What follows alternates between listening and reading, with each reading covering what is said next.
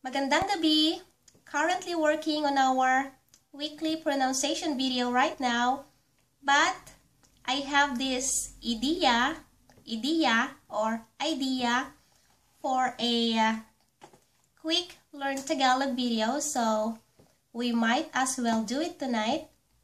Let's learn how to say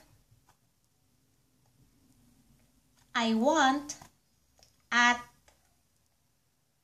give me sa Tagalog. I want, gusto ko ng I want, and then whatever the item is, gusto ko ng at give me sa Tagalog. Bigyan mo ako ng, if there's something you like, bigyan mo ako ng, bigyan mo ako ng. Let's practice.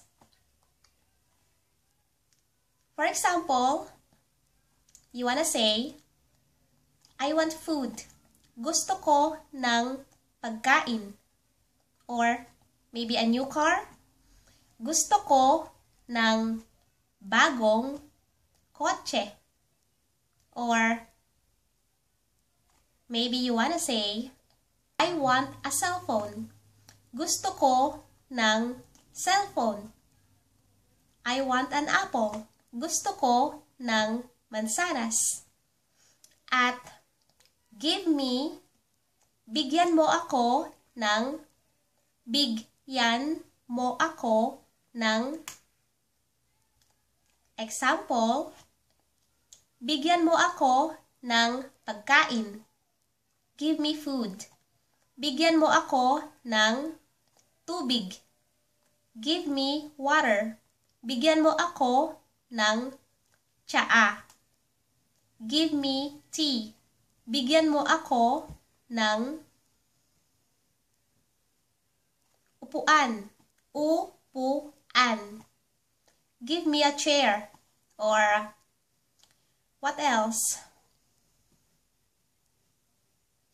Maybe you wanna say, give me a reason. Give me a reason. Or bigyan mo ako ng rason. Rason, or the other Tagalog word for reason ay dahilan.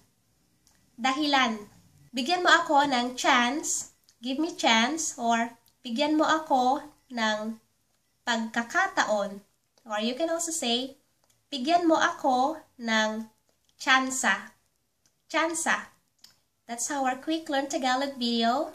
Bigyan mo ako ng at gusto ko ng